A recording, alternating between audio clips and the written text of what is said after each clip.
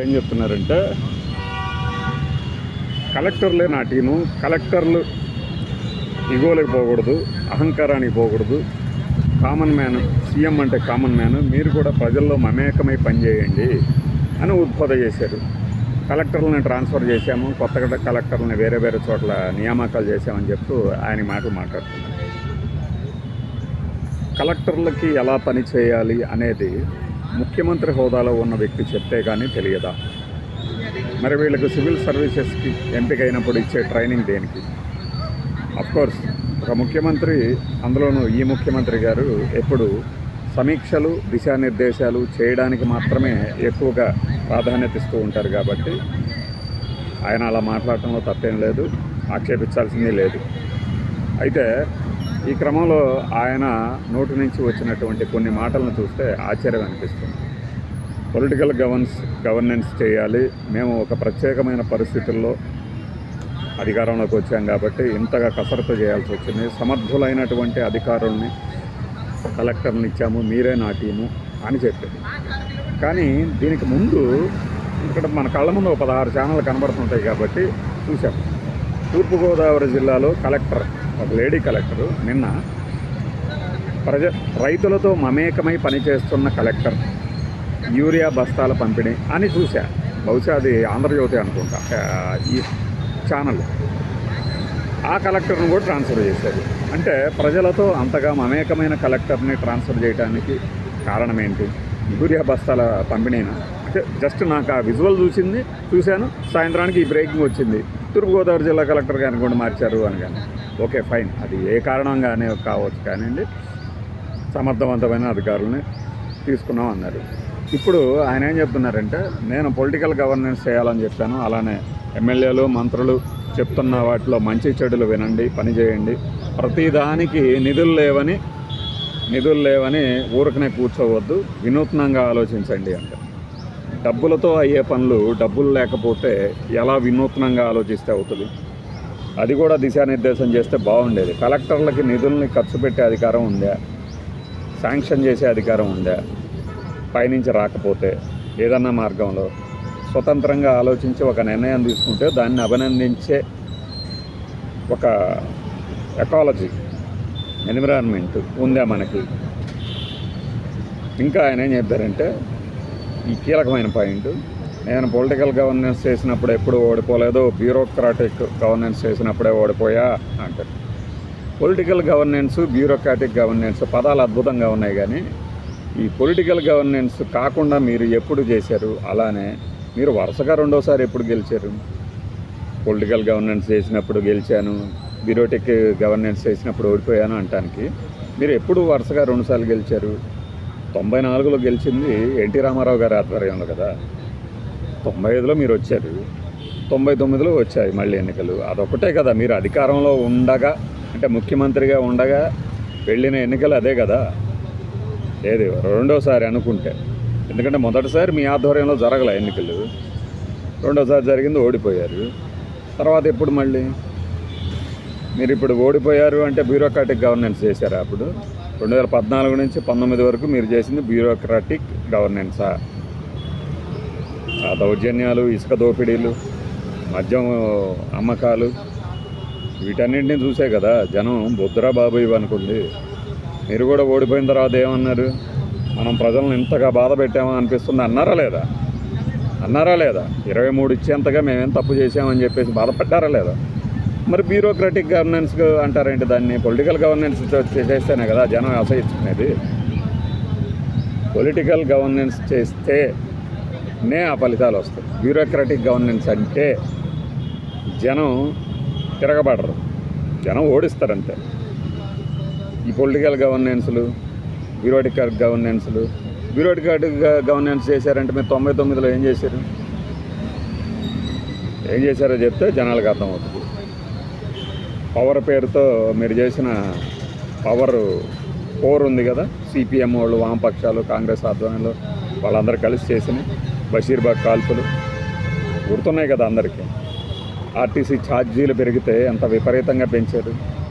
అది bureaucratic governance అనిపించుకుంటుందా? ప్రజలను పీడించటమే bureaucratic governance అనే పదానికి అర్థమైతే అది మీరు చేయాల. 99కి ముందు మా బాబాయ్ గారి పాపం ఇప్పుడు ఆయనకి కాళ్ళు సరిగ్గా లేవు, వయసు అయిపోయి మూలడం ఉంది. ఆయన అప్పుడు 99 ఆ టైంలో ఏది మన చంద్రబాబు నాయుడు గారే మళ్ళీ గెలుస్తారంటున్నారు అన్నప్పుడు అన్నారనమాట, టీడీపీ గెలుస్తుంది కదా అంటే, ఏమి ఎక్కడ చూసినా అదే ఆ వాతావరణం ఉంది కదా అంటే, అన్నీ ఏముందబ్బా అసలు ఒకసారి వస్తే అసలు ఇందిరాగాంధీ చెన్నారెడ్డి కంట్రోల్నే ఓడించారు, ఇవన్నీ ఏముంది అంతే జరిగింది. సింపుల్గా జరిగిపోయింది. అంటే మనకి ఎంత బలంగా ఉన్నాము అని ప్రచారం జరుగుతుంటుందో ప్రజల అభిప్రాయం వేరుగా ఉంటుంది. తిప్పి కొట్టేస్తే నిజమేనా ఎంత సింపుల్గా ఓడిపోయారేంటి అనిపించింది. 99 పాలనలో ఉన్నప్పుడు జరిగినటువంటి ఆ ప్రజలను పీడించడం అనే ఒక పాలన 2004 ఎన్నికలకు వచ్చేసరికి ఎంత సింపుల్గా గెలిచిపోయారు. దానికేం సింపుల్గా గెలవడం అంటే రాజశేఖర రెడ్డి గారు తక్కువేం కష్టపడాల.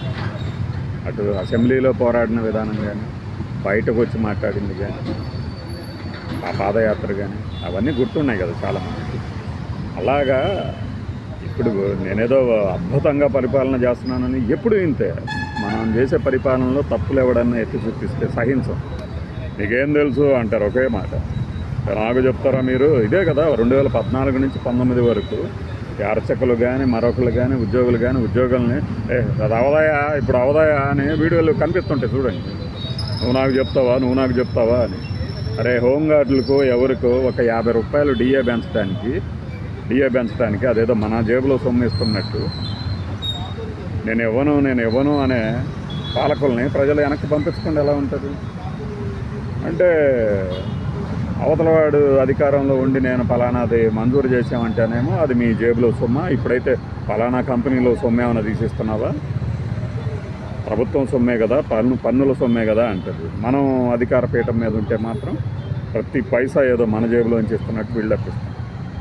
దానికి జవాబుదారీతనం, బాధ్యత అని పేర్లు పెడతాం అందంగా. ఇది బ్యూరోక్రాటిక్ గవర్నెన్స్. మీరు బ్యూరోక్రాటిక్ గవర్నెన్స్, పొలిటికల్ గవర్నెన్స్ అని 2 పేర్లు పెట్టేసి వరుసగా ఎప్పుడు గెలిచారు చెప్పండి. ఒకవేళ 2029లో కూడా ఇదే మాట చెప్పి ఎన్నికలకు వెళ్ళండి, అప్పుడు తెలుస్తుంది. అప్పుడు రికార్డు క్రియేట్. ఆ రికార్డు రాజశేఖర రెడ్డి గారికి కదా ఉంది.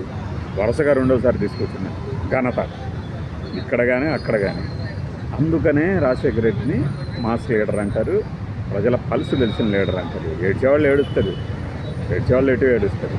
నిన్న కలెక్టర్ల మీట్లో కొత్త టీముని తీసుకొచ్చాము అని చెప్తున్న సందర్భంగా చంద్రబాబు నాయుడు గారు చెప్పిన మాటలు అన్నమాట ఇది.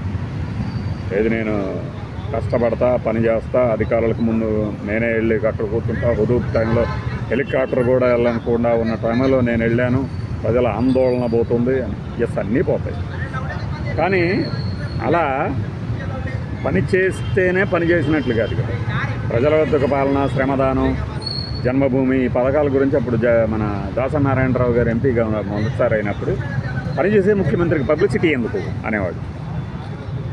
అప్పట్లో ఆయన వాదన కరెక్టే, కానీ ఇప్పుడు పబ్లిసిటీ అవసరమే. చెయ్యకపోయినా కూడా చేసినట్టు చూపించుకోవాలి, చేసినవి చెప్పుకోవాలి, అన్నీ ఉండాలి. లేదనుకోండి ఇప్పుడు ఫేక్ ప్రచారం గురించి కలెక్టర్లు ఏం చేస్తారు, వెంటనే స్పందించాలని కలెక్టర్లకు చెప్పడం ఏంటి?